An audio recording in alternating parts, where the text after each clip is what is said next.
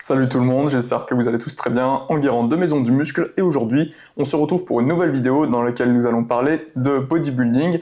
Cette vidéo sera un aperçu général pour que vous puissiez avoir une compréhension générale des compétitions de bodybuilding ou plus précisément, mais servir même, de culturisme. Que vous soyez déjà un athlète assez aguerri, ayant déjà fait des compétitions ou même un athlète plutôt amateur qui envisage de faire des compétitions mais qui n'en a pas encore fait, ou même que vous êtes tout simplement curieux vis-à-vis de ce sport qui n'est pas tellement connu, qui est plutôt de niche, on va voir dans cette présentation plus de détails afin que tout le monde puisse y trouver son compte, allant du plus général au plus spécifique. Prenez une bonne boisson avec vous et on est parti, je vous emmène au plein cœur des compétitions de culturisme.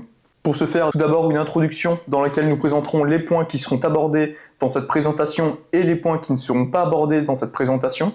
Ensuite, nous verrons la différence entre les fédérations possibles pour faire la compétition de culturisme.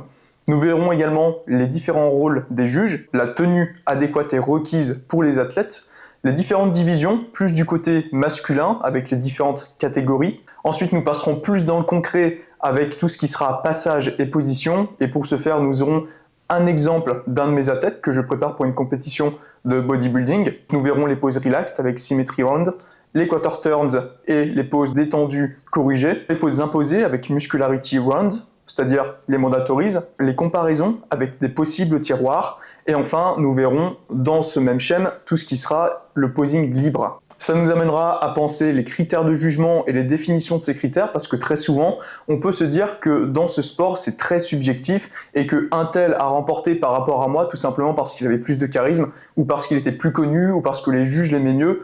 Dans l'idée, il y a quand même des critères de notation, c'est comme dans tout sport et on va voir quels sont ces critères pour pouvoir même te préparer avant la compétition et même pendant la compétition, pouvoir objectiver ta pratique et même ce que tu feras pour vraiment que tu puisses concrètement connaître ce que les juges attendent de toi et en fonction même te préparer, que le résultat ne soit pas vraiment tombé de nulle part et que tu puisses en tout cas comprendre pourquoi tu as eu ta place. Et pour finir, un petit approfondissement, on verra comment bien apprendre et comment bien pratiquer le posing et je prendrai en exemple le back la spread que j'ai pu apprendre à certains de mes athlètes.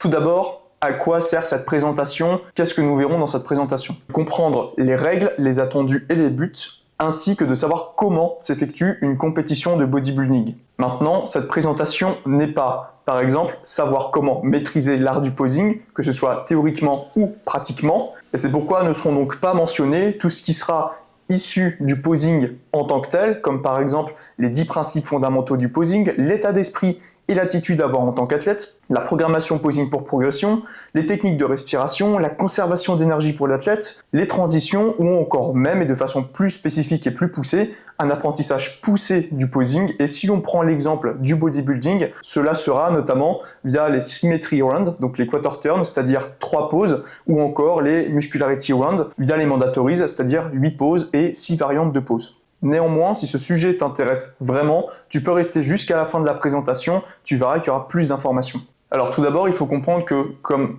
pas mal de sports, lorsque tu veux te représenter, lorsque tu veux faire une compétition, il y a différentes fédérations dans lesquelles tu peux avoir une licence ou en tout cas t'agrémenter pour pouvoir participer et te représenter. Étant donné que je suis juge officiel WNBB, on prendra cette fédération comme exemple tout au long de la présentation que je vais vous faire. Même si dans l'ordre de 90-95%, vous retrouverez les schèmes vraiment similaires dans d'autres fédérations.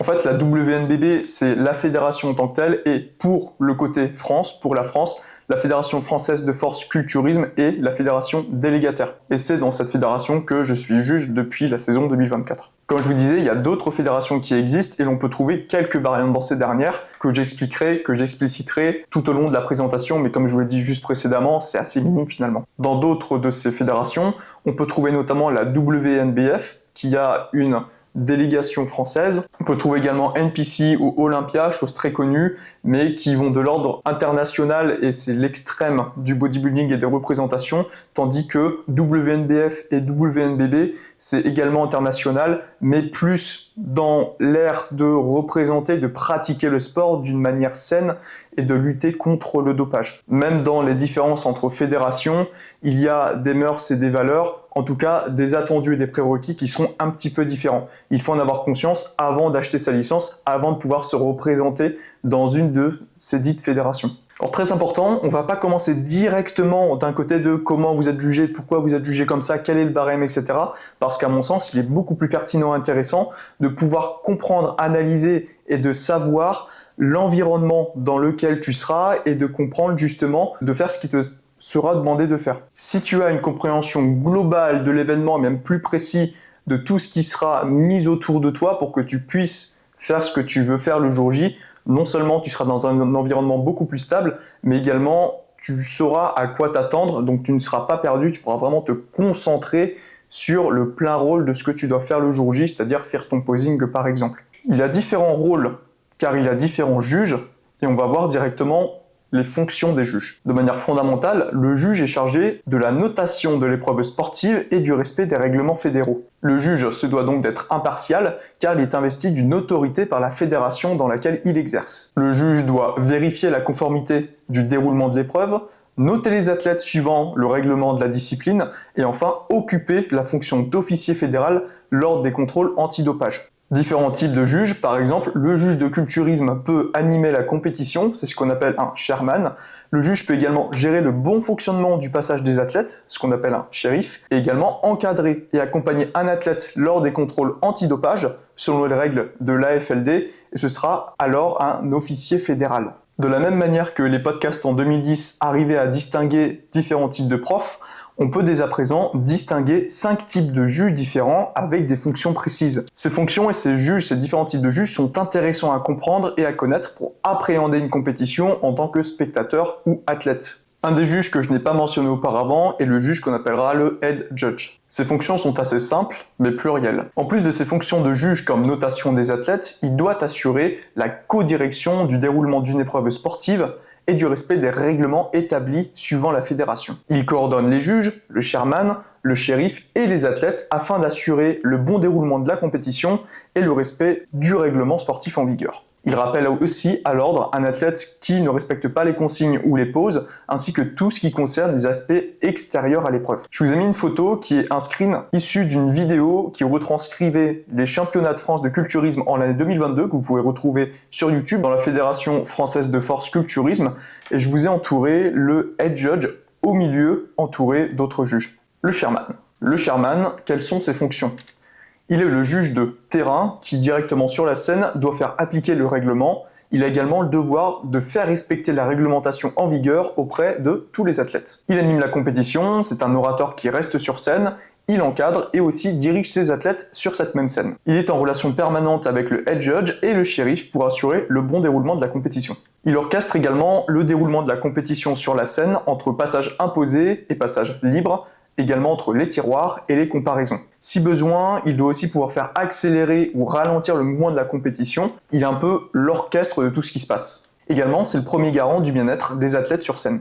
Également issu de la dernière vidéo que je vous ai présentée, je vous ai mis un screen du chairman que j'ai encadré, qu'on peut voir avec tous les athlètes sur scène. Désormais, le shérif. Dans ses fonctions, on peut trouver le fait que c'est un organisateur et en même temps manager de tous les athlètes dans la zone d'échauffement. Il doit effectuer plusieurs choses, telles que regrouper les athlètes, revérifier la tenue des athlètes, que ce soit via maillot, chaussures, tannes, et également classer les athlètes par dossard avant de monter sur scène. Il doit aussi organiser les passages des athlètes en fonction du planning de compétition, regrouper par anticipation, c'est-à-dire au moins 5 minutes avant leur passage des athlètes en zone d'échauffement, les classer par ordre de dossard croissant et les aligner en bas de la scène sans que les athlètes gênent la descente des autres sur scène. Donc vous l'aurez compris, pour le bon déroulement d'une compétition de bodybuilding, il y a besoin de différents types de juges et également d'un certain nombre de juges, c'est-à-dire au moins un head judge, au moins 2 juges à ses côtés, au moins un shérif, au moins un chairman et au moins un officier fédéral, ce qui nous fait 6 juges.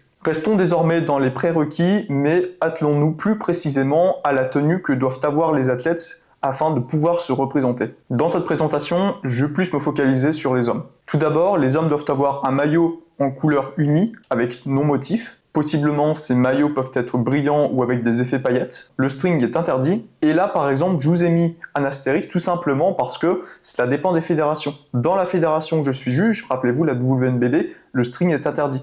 Mais dans d'autres fédérations, ou même à l'international, quand vous regardez de très grosses compétitions, comme par exemple Olympia, la plus grosse compétition, la plus grosse fédération, vous pouvez trouver des athlètes qui ont des strings, tout simplement parce que le but à ce haut niveau est de pouvoir présenter le meilleur physique possible, mais également qu'on puisse voir le plus de ce physique possible. Parce qu'à partir d'un certain niveau, il est extrêmement important, notamment pour voir comment l'athlète est dessiné, comment l'athlète a un bon volume, une bonne densité musculaire, mais également un taux de sèche relativement adéquat vis-à-vis de tout ça.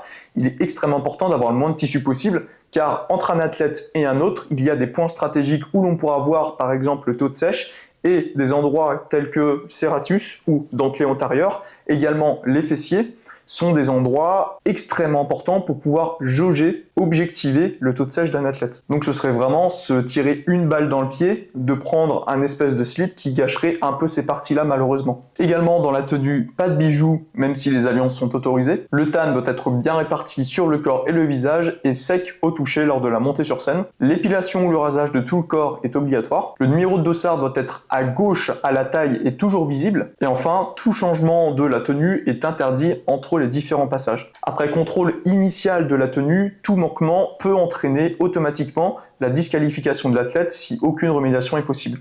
Donc extrêmement important de faire attention à ça également. Ok, rentrons maintenant dans le vif du sujet, comprendre les différentes divisions masculines. Pour ce faire, à mon sens, là je parlais plus d'un point de vue athlète ou coach, mais quand vous voulez exceller dans un domaine, il est toujours très intéressant de voir le meilleur dans ce domaine. Exemple concret, si vous voulez commencer une entreprise dans tout ce qui sera vente de marchandises, par exemple vente de biens de nécessité ou vente de nourriture, si vous voulez être un gros dans ce domaine, il est important de voir les meilleurs dans ce domaine, de pouvoir analyser comment ils ont fait pour atteindre ce niveau-là, où ils en sont actuellement, et en ce sens, avoir la mentalité adéquate pour atteindre cet objectif, si c'est ce que vous voulez, et ne pas se limiter à la petite épicerie du coin et se dire « bon bah je vais commencer comme ça et je vais m'arrêter là ». Si vous savez que vous voulez atteindre mieux, regardez ce qui se fait de mieux, comprenez ce qui se fait de mieux, pourquoi c'est cela qui se fait de mieux, et essayez d'aller en son sens. Faites en sorte que ce soit votre objectif et que vous devez tendre vers ça, dans tout ce que vous allez préparer et donc forcément dans vos actions au quotidien. C'est pour cela que pour comprendre les différentes divisions masculines, je vous ai mis les standards pour atteindre un niveau IFBB Olympia, qui est le niveau le plus gros, le plus compétent que vous pouvez retrouver dans les compétitions de bodybuilding, et je vous ai mis des photos avec les différentes divisions également via les vainqueurs de 2023. Différentes divisions sont visibles. Vous avez en haut à gauche Men's Physique, vous avez en bas à gauche Classic Physique, et à droite, vous avez ce qui sera Bodybuilding, avec notamment 212 et Open. Comme énoncé, je vous ai illustré ça avec les photos des vainqueurs. En Men's Physique, Erin Banks, en Classic Physique, Chris Bumstead, en 212, Sean Clarida, et en Open, Adi Chupan. Petit aparté parce que je trouve ça rigolo, mais Bumstead, traduction en française, veut dire clochard. Avant de rentrer dans les détails, encore une fois, ça dépend suivant des fédérations et de quel niveau vous voulez aller. Mais par exemple, on peut voir qu'en bodybuilding, il y a deux sous-catégories que sont ici 212 et Open à l'Olympia. Dans ma fédération, il y a juste une catégorie qui s'appelle bodybuilding, il y en a juste une qui s'appelle classic physique, et il y en a juste une qui s'appelle men's physique, pour reprendre surtout l'exemple des hommes. Il n'y a pas de 212 et Open, et quelles sont les différences entre les deux? C'est tout simplement que Open, c'est vraiment être le plus gros possible, être le plus balèze possible, tandis que 212, généralement, c'est une version un peu réduite, que ce soit en taille ou même en développement musculaire de Open, et ce sont des gens qui ne peuvent pas aller en Open, mais il y a des variantes qui peuvent être faites, hein. C'est juste une question de potentiellement de cycles et de programmation d'entraînement et même de cycles hormonal que vous allez effectuer pour atteindre un autre niveau, mais il y a de très bons athlètes, comme je pense à par exemple John J. Watt, qui était un athlète 212 jusqu'en 2023 et qui récemment a changé certains protocoles, comme je vous ai énoncé quelques exemples auparavant, et qui espère passer en Open, en tout cas qui se redirige vers une division plus Open, pour concourir en Open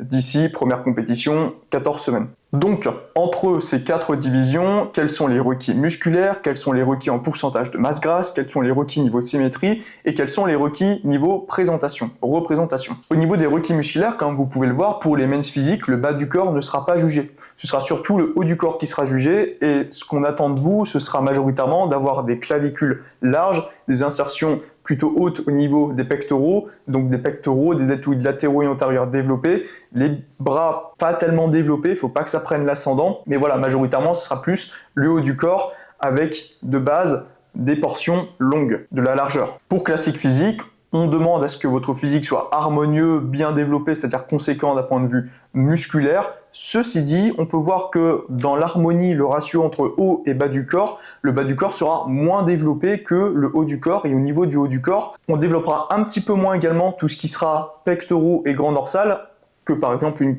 catégorie de bodybuilding, division de bodybuilding, parce que pour le classique physique, ce qu'on veut, c'est vraiment avoir cet aspect taille fine, donc être large en haut et ensuite taille fine, et avoir également de très gros bras pour accentuer cet aspect taille fine. Tandis que comparativement, pour tout ce qui sera bodybuilding, comme vous pouvez le voir notamment si l'on compare classique physique avec Bumstead et Open avec Adi Choupan, en Open, ce qui est demandé, c'est d'être tout simplement le plus balèze possible. Et là, vous avez un ratio notamment haut et bas du corps qui n'a rien à voir. Et le but après, d'un point de vue requis, pourcentage de masse grasse, c'est d'être toujours aux environs de 3 à 5% max. Après, niveau symétrie, forcément, le but, c'est d'être le plus harmonieux et symétrique possible, que ce soit dans un ratio haut et bas du corps vis-à-vis de sa division dans laquelle on veut concourir, ou également vis-à-vis de côté gauche, côté droite. Par exemple, un athlète qui fait un front double biceps et on voit que son biceps gauche est bien moins développé que son biceps droit, c'est dommage. Également des attendus différents au niveau de la représentation sur scène, comme on l'a annoncé juste avant. Pour la catégorie bodybuilding, vous aurez 3 poses relâchées, détendues, donc symétrie round, et ensuite vous aurez 8 poses imposées mandatories, avec possiblement, si vous voulez, vous pourrez ajouter 6 variantes. Il en est de même pour les classiques physiques. Maintenant, pour les men's physiques, vous n'aurez que 3 poses dans tous les cas. Voilà, je ne vais pas non plus trop détailler, mais c'est pour vous donner un aperçu général également, pour que même, imaginons de votre côté, si vous êtes un athlète et que vous vouliez commencer votre première compétition de bodybuilding et que vous ne savez pas trop où aller, ben voilà, il y a certaines choses à prendre en compte. Et soit de base, effectivement, vous êtes toujours entraîné, vous avez toujours fait votre programmation de telle sorte que vous avez des points forts, moyens et faibles, même si c'est pas réellement le cas, mais je vous incite à voir ma dernière vidéo dans laquelle je parle de tout ça. Mais si, imaginons, déjà de base, vous avez plus un physique qui tend vers le classique physique de représentation, et bien peut-être se diriger plus vers ça et continuer votre programmation, ou même modeler votre programmation pour ces points qui sont demandés dans la division dans laquelle vous voulez concourir.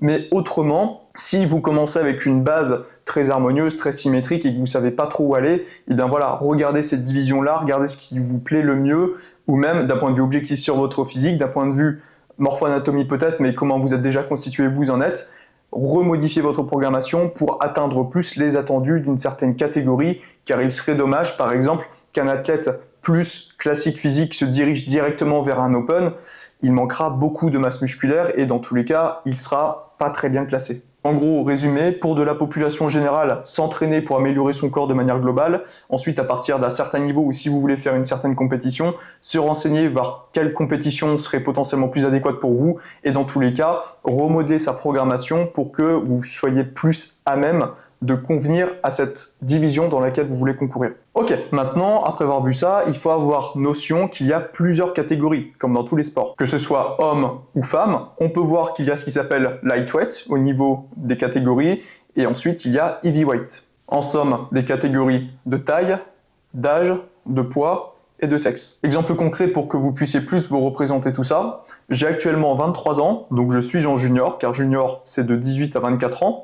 Ensuite je fais 1m71, donc je serai dans les moins 175, et actuellement je fais dans les 87 kg. La mini-cut se passe très bien. Maintenant, si je voulais faire une compétition avec mon poids actuel de 87 kg vis-à-vis de ma taille, si je voulais être en lightweight, il faudrait que je perde du poids. Pourquoi? Parce que taille moins 100 égale poids max. Vis-à-vis de ma taille, 171 moins 100, ça fait 71 kg max pour que je puisse concourir en moins 175. C'est pour ça qu'actuellement, si je voulais faire une compétition de bodybuilding directement, je serais redirigé vers les heavyweight class, car le poids minimal sera cette fois taille moins 100, c'est-à-dire qu'il faudra que je fasse minimum 71 kg. Déjà que nous sommes dans un sport de niche et que peu de personnes ont d'intérêt ou de curiosité vis-à-vis de ça, je voulais quand même mentionner qu'il y a également une catégorie qui s'appelle handisport pour les handicapés avec handicap plus ou moins accentué. On peut retrouver également des hommes et des femmes toujours avec handisport debout, assis, et également des catégories seniors de 18 à 44 ans et master 45 ans et plus. On rentre désormais dans la pratique, on va désormais parler des passages et des positions. dans le bodybuilding, je vous rassure. Il y a plusieurs étapes distinctes, on se focalisera ici sur la division bodybuilding. Tout d'abord seront jugées les poses dites relaxed, c'est-à-dire les symmetry runs via les quarter turns détendus ou corrigés. Sous la direction du chairman, tous les athlètes d'une même catégorie montent sur scène. Le chairman présente chaque athlète dans l'ordre croissant des dossards. À l'appel de son numéro, l'athlète fait un pas en avant et peut se présenter via notamment une pose libre qu'il pourra faire s'il veut. Une fois tous les athlètes présentés, les poses sont effectuées. Dans la WNBB, les 4 poses sont toujours effectuées avec une rotation à gauche. Mais dans d'autres fédérations, par exemple la WNBF, les rotations se font toujours à droite. Ça fait également partie des petites modifications. Quelles sont ces 4 poses? Je sais que là vous n'en pouvez plus d'impatience. Je vous ai illustré ça avec un athlète que j'ai actuellement au coaching qui s'appelle Nasser et avec lequel on prépare une compétition de bodybuilding. Ces images sont issues de son dernier check-in hebdo d'il y a quelques jours. Les 4 poses que vous pouvez voir qu'il fait actuellement sont le front relaxed, le side relaxed, le rear relaxed et encore le side relaxed mais de l'autre côté. Deuxième étape, les poses imposées via muscularity runs, c'est-à-dire les mandatories. Ici, je vais vous présenter les poses obligatoires initiales, mais non les variantes. Sous la direction du chairman, tous les athlètes de la catégorie effectuent les poses, toujours avec une rotation sur la gauche. Il y a en tout 8 poses pour les hommes et 5 pour les femmes. Voici toujours avec Nasser les 8 poses. Dans l'ordre de haut en bas, gauche à droite, on peut voir le front double biceps, le front lat spread, le side chest, le back double biceps, le back lat spread, le side triceps, le ab and thigh, et enfin le most muscular. Pour les femmes, on va retirer toutes les poses de dos, c'est-à-dire le front lat spread, le back lat spread et enfin le most muscular. Maintenant, afin de pouvoir juger les athlètes, il est bien beau de poser, mais il y a des concurrents et il faut savoir lequel est le meilleur. Il y a donc des comparaisons qui seront effectuées avec ce qu'on appelle des tiroirs. Qu'est-ce que sont ces tiroirs ? Le but est que l'ensemble des juges puissent apprécier au mieux chaque athlète. Ces tiroirs sont souvent effectués à partir de 6-8 athlètes, quand il y a trop de personnes sur scène. Pour réaliser un tiroir, on a la moitié gauche des athlètes qui va reculer d'un pas, et on a la moitié droite des athlètes qui va avancer d'un pas. Le chairman en fait fait une sorte de permutation. Et enfin, sous la direction du chairman, toutes les poses imposées sont de nouveau réeffectuées. Dès cette nouvelle comparaison effectuée, le chairman fera l'opération inverse pour bien remettre dans l'ordre croissant les athlètes en fond de scène. Et c'est comme ça qu'on peut analyser quantitativement et qualitativement certains athlètes, voire même tous les athlètes pris dans leur unité, sans que ce soit juste la foire au porc et qu'on ne s'y retrouve plus. D'autant plus que très souvent, vous pourrez voir au milieu de la scène une ligne qui est tracée pour dire aux athlètes « Ok, vous vous mettez sur cette ligne et vous restez bien dans votre zone sur cette ligne lorsqu'on va vous demander de faire les comparaisons, donc même à chaque fois de faire les pauses, sauf qu'il y a des personnes qui ne s'en rendent pas forcément compte, mais qui vont au fur et à mesure se rapprocher des juges et des spectateurs, et ça fausse absolument tout malheureusement parce que ça fait partie des 10 principes fondamentaux du posing, mais rien que le fait de se rapprocher, eh bien si je mets ma main proche de ma tête ou si je mets ma main loin de ma tête, la perspective ne paraîtra pas la même. Plus la personne se rapproche de nous, plus elle paraîtra grosse.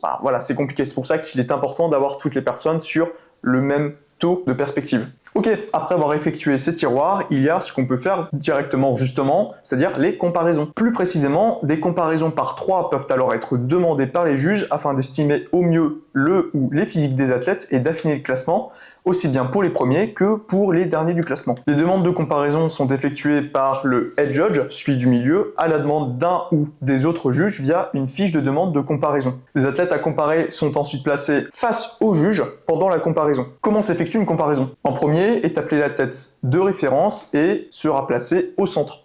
Donc dis-toi que si en tant qu'athlète on t'appelle et tu es placé en premier directement devant les juges, c'est très bon signe. Également quand tu vois une compétition et que tu vois une personne qui est appelée du même fait, c'est très bon signe également. Ensuite, on va appeler les 2 athlètes à départager. Le deuxième appelé sera placé à gauche de l'athlète dit de référence et ensuite on aura le 3e athlète qui sera placé à droite de l'athlète dit de référence. C'est comme dans tous les types de concours, tu as beau avoir un physique exceptionnel ou un physique moyen, tu seras jugé en fonction des personnes avec qui tu fais la compétition le jour même. Donc il est intéressant de jauger ton niveau par rapport aux autres et si ce niveau est un peu limite, il est compliqué de vous départager. Celui qu'on juge déjà directement via les quarter turns et les mandatories qui paraîtrait avoir le meilleur physique, on le prend comme référence et les autres athlètes où on a un peu de mal, on ne sait pas trop vis-à-vis de ce meilleur athlète, on les met à côté et on se dit Ok, bon bah éventuellement, lui, il est peut-être un peu mieux que lui, donc lui, dans tous les cas, ça va être le premier, mais entre deuxième et troisième,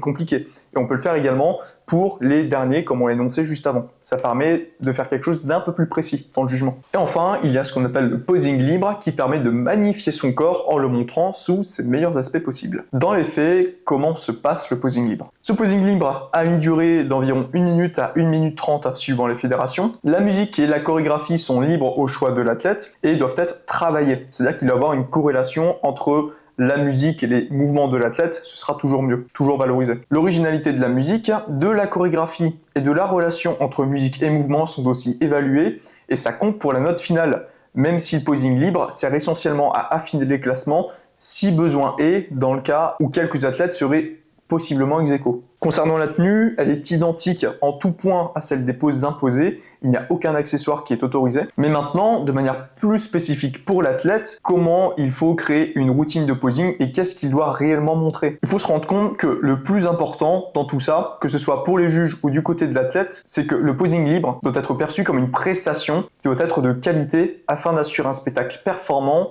et attrayant pour le public. Ok, maintenant nous sommes un athlète et il faut faire du posing libre. Là, je vais vous présenter quelque chose que je donne à mes athlètes justement pour préparer leur compétition en tant que telle. Donc ça va un petit peu au-delà de ce que je voulais faire dans cette présentation de base, mais je pense que c'est important. Pour un bon posing libre, il y a plusieurs points à faire. Premier point, il faut que l'athlète choisisse ses meilleures poses. Il faut qu'il prenne 5 ou 6 poses qui sont les meilleures, c'est-à-dire qu'il le mette le mieux en avant ou qu'il effectue le mieux. Et ce seront ces 6 poses les fondations de sa routine de posing. Fondamentalement, il faut que ce soit également des poses qu'il aime faire et qu'il exécute bien. Ensuite, point non négligeable, il faut des bonnes transitions. Ces transitions sont ce qui va connecter logiquement et simplement ces poses entre elles. Donc ces transitions doivent permettre un enchaînement de poses avec coordination et fluidité. Également la musique, on en a parlé, mais à mon sens, il ne faut pas spécifiquement prendre une musique qui colle à ta routine comme choix premier, mais plutôt choisir une musique qui nous correspond, qu'on aime profondément. La musique doit nous représenter car on est la personne que les gens sont venus voir. Il faut leur faire un show, c'est-à-dire il faut se démarquer et se représenter. Point bateau, mais important de le répéter, il faut pratiquer, il faut faire et refaire encore et encore. Il faut pratiquer sa routine aussi souvent que possible, car si on n'a pas de plan précis et qu'on montre juste quelques poses une fois sur scène, ça se verra, on sera pris pour un débutant, on perdra énormément de points. Dans tous les cas, il faut qu'on ait un plan, il faut qu'on soit confiant et qu'on applique ce plan avec autorité. Le posing libre en tant que tel, c'est assez simple, c'est quelque chose que tu vas répéter comme un spectacle de fin d'année ou de kermesse quand tu étais petit. Et une fois que tu le feras devant tout le monde, normalement, ce sera juste du pur plaisir. Si tu t'es bien préparé, tout se passera bien. Dans tous les cas, sois toi-même. Montre ta personnalité. Quand tu fais du body sur scène, c'est ton opportunité via le posing de t'auto-exprimer. L'audience est là pour du spectacle et te soutenir, il faut que tu prennes du plaisir, mais que tu leur offres un sacré show. C'est ton moment, rends-le mémorable. Ah, le vif du sujet.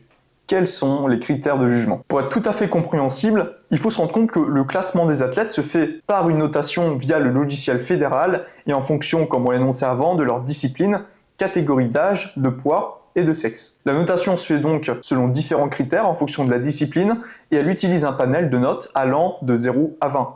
Maintenant, comment faire pour avoir cette note ou ces notes de 0 à 20? Les critères généraux de jugement sont regroupés et jugés en 4 items. On a 2 parties distinctes, d'un côté les symmetry round avec muscularity round et de l'autre côté le posing libre. Dans ce premier fait, ça nous permettra de noter la symétrie et l'harmonie, l'hypertrophie et la densité, la définition et la sèche. Et ce sont de là que viennent nos 4 notes. Il y aura une note qui viendra pour la symétrie et l'harmonie, de l'ordre de 35% de la note finale. Pour l'hypertrophie et la densité, également 35%, la définition et la sèche de 25%, et enfin le posing libre qui sera quant à lui de 5%.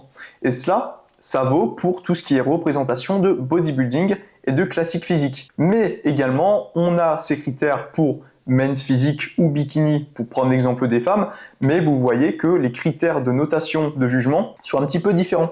Au sens où symétrie et harmonie, on passe désormais à 45% de la note finale, hypertrophie et densité toujours 35%, définition et sèche par contre 10%, comme pour le posing libre qui était un peu augmenté et qui est désormais à 10%. Afin de pouvoir mieux comprendre ce qui est noté, analysons désormais ces critères. Commençons par le premier, c'est-à-dire la symétrie et l'harmonie à 35% de la note. Qu'est-ce que la symétrie? C'est un système de référence en anatomie qui désigne la terminologie utilisée pour se repérer de façon précise dans la structure anatomique d'un organisme, qu'il soit humain ou non. On utilise ce terme de symétrie pour un système de référence anatomique qui repose sur un ensemble de plans et d'axes définis par rapport à la position standard de l'organisme décrit. Par exemple, on utilise cette terminologie pour indiquer l'orientation des coupes histologiques ou de vues utilisées dans les schémas et images en médecine ou encore en biologie humaine à partir de la position de Poirier, c'est-à-dire lorsque le sujet est debout face à l'observateur.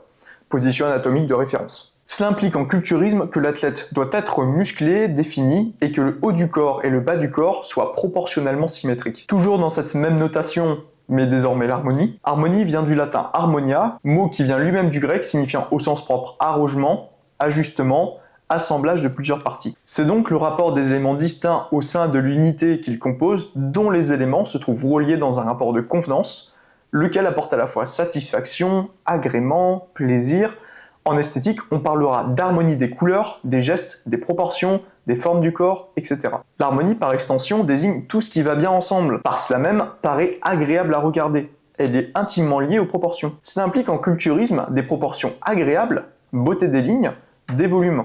On est donc dans le souci des formes plastiques. Autre système de notation désormais avec l'hypertrophie et la densité, toujours 35%. Qu'est-ce que l'hypertrophie? C'est le développement plus important que la moyenne d'un tissu, d'un organe ou d'une partie du corps. Ce terme désigne l'augmentation du volume d'un organe et est en rapport avec les modifications anatomiques dues à des altérations ou modifications réversibles ou non. Le contraire de l'hypertrophie serait l'atrophie, terme qui caractérise la diminution du volume ou du poids d'un tissu, voire d'un organe. C'est ainsi qu'on parle couramment d'atrophie musculaire, désignant la faiblesse d'un muscle ou de son volume. En gros, en culturisme, cela implique l'augmentation de la section transversale d'un muscle due à une surstimulation des fibres musculaires. Le deuxième versant de cela, qui est la densité, c'est la qualité de ce qui est dense, compact, épais, qui comporte des éléments nombreux et serrés. La densité relative d'un corps est le rapport de sa masse volumique à la masse volumique d'un corps pris comme référence. C'est donc le rapport de la masse d'un corps à son volume. La densité musculaire est une mesure du rapport entre la graisse et des tissus maigres dans le muscle. En somme, c'est le rapport des quantités de matière solide sur liquide, donc les fibres mitochondriales et autres capillaires sur glycogène, eau et gras. Voici ce qu'on attend de tout cela. Les muscles du culturiste doivent être en apparence fermes, pleins et denses. Enfin, le dernier point qui est noté à 25%, définition et sèche. La définition, c'est le fait de déterminer les caractéristiques d'un concept, d'un mot, des contours d'objets, etc. Dans l'art ou au sens esthétique de l'art, c'est la précision des formes, des contours, des traits ou des couleurs dans une forme d'harmonie d'ensemble. En culturisme, c'est la qualité et la précision des reliefs et des stries musculaires qui doivent être mises en avant tout en restant harmonieux. Concernant la sèche, du latin sicare signifiant rendre sec, donc sans humidité, sans moelleux ou sans gras. Faut pas confondre avec le terme plus amaigri, maigre, squelettique, c'est-à-dire sans muscle, sans volume, sans rondeur et sans forme. En culturisme, on parle d'une diète qui vise à perdre le plus de masse grasse possible, tout en conservant le plus de masse musculaire et la forme du muscle. Pour que ce soit beaucoup plus clair pour vous, on va faire un résumé des critères de jugement que nous venons d'énoncer. Première partie distincte, c'est-à-dire symétrie ronde et muscularity runs. Symétrie et harmonie, ça correspond également à la ligne, l'équilibre des masses, le fait que le bas du corps doit être proportionnel au haut du corps. L'hypertrophie et la densité, également le volume, c'est-à-dire que les athlètes doivent avoir des formes et du volume musculaire. La définition musculaire, la sèche musculaire, on doit avoir une définition musculaire harmonieuse sur tout le corps, mais sans l'apparence de maigreur, voire d'anorexie dans certains cas. Et enfin, et là c'est le dernier point, le posing libre. La chorégraphie libre doit être réalisée sur la musique. Comme on l'a annoncé, l'originalité de la musique, de la chorégraphie et de la relation musique-mouvement sont aussi évaluées. Vu au point où nous en sommes, je pense que vous avez compris désormais que le posing n'est pas noté en tant que tel, mais que c'est un point extrêmement intéressant à masteriser. Parce qu'en fait, on peut avoir un athlète qui est potentiellement le mieux sur scène, mais par rapport à un autre athlète qui a moins de sèche, moins de volume musculaire, pour ne citer que quelques exemples, mais qui va avoir le meilleur posing possible, en tout cas un posing bien meilleur que cet autre athlète qui ne s'est pas posé mais qui a un bon physique. L'athlète qui sait le mieux poser, éventuellement prendra beaucoup de points et même finira premier par rapport à l'autre athlète. Pourquoi ? Parce que l'art du posing, le but du posing, c'est de se présenter sous la meilleure manière possible, mais c'est de jouer également avec plein d'effets visuels, plein de contrastes, qui fera que dans toutes les poses, on mettra le plus possible son physique en avant. On jouera avec plein d'aspects. Tandis que la personne qui a un très bon physique, mais qui ne connaît pas toutes ses poses, qui ne connaît pas tous ses aspects, même s'il a un très bon physique, s'il fait n'importe quoi, par exemple, un point fondamental du posing qu'on a énoncé auparavant, qui est que plus les objets apparaissent proches de l'œil, plus ils apparaissent grosses, et bien si on demande à la personne de faire un back double biceps et qu'il ne sait pas bien faire une abduction au niveau des bras, également pas de rotation interne au niveau du coude, pas de supination au niveau du poignet, donc que son pic du biceps est en deçà de son pic de l'épaule, également qu'il fait une hyper extension, une hyper cambrure au point de vue lombaire, enfin bref, sa pose sera terrible, il ne mettra même pas en avant ses biceps alors que c'est une pose qui s'appelle back double biceps, et malheureusement, même si l'autre juste à côté, comme on l'a annoncé, c'est bien faire tous ces petits mouvements de pose, mais un moins bon physique, concrètement, ses biceps paraîtront déjà beaucoup plus gros et beaucoup plus présents s'il arrive à bien se placer pendant son mouvement. Donc en gros, le posing, pas noté en tant que tel, mais point fondamental qui te permettra de te faire gagner beaucoup de points. Et surtout de paraître le meilleur possible dans tous les cas. Si tu es resté jusque-là, c'est qu'à mon sens, soit tu es un athlète avec déjà un certain niveau ou qui s'apprête à effectuer une compétition, ou autrement que tu es quelqu'un de très curieux. Mais dans tous les cas, c'est que tu es intéressé. C'est pour ça qu'il me semble pertinent de te mentionner que si tu veux désormais approfondir tout ce qui est posing en tant que tel, je vais te présenter un bout de travail que je peux effectuer avec mes athlètes. Ici, je te montre l'exemple concret de mon back lat spread avec une vidéo éducative que je peux envoyer pour qu'un de mes athlètes apprenne le mouvement. Back lat spread. Même principe que pour le back double biceps. 1. Marque ton territoire. 2. Position des pieds. Choisis un pied avant et un pied arrière. Visse et déchire le sol. Les orteils du pied arrière doivent être à la même hauteur que le talon du pied avant. Fais une bonne abduction de hanche. Les ischios doivent être pleinement engagés dans cette configuration. 3. Bassin neutre. 4. Prends une grande inspiration thoracique. L'air se déplacera postérieurement dans ton corps. Ça te permettra un aspect beaucoup plus rempli pour le haut et milieu du dos. 5. Grandis-toi par le nombril. 6. Position des mains. Avec les mains, palpe le long de ton tronc et trouve où les côtes finissent pour pousser dans l'abdomen. C'est la 10e côte. Prends l'articulation de ton index et enfonce-la dans ce creux entre le top de l'os de ta hanche et le bas de la 10e côte. Tire avec les bras pour que les articulations s'élèvent et soient en dessous de la 10e côte. Le pouce et le haut de ta main doivent être en direction du ciel. 7. Mets les coudes vers l'avant afin de faire une rotation interne des épaules, ce qui permettra également une bonne abduction de la scapula. 8. Abduction scapulaire. L'objectif est d'écarter les omoplates et de les éloigner le plus possible de la colonne vertébrale. 9. Appuie-tête. Incline ta tête vers l'arrière comme si tu voulais placer ta tête sur l'appui-tête de ta voiture. Cela activera et mettra en valeur la partie supérieure de ton dos pour les juges. Enfin, active mais ne contracte pas. Contracter les fibres de ton grand dorsal te fera paraître plus petit. Pense plutôt à activer les muscles de ton dos au lieu de les serrer et de les tirer vers le bas.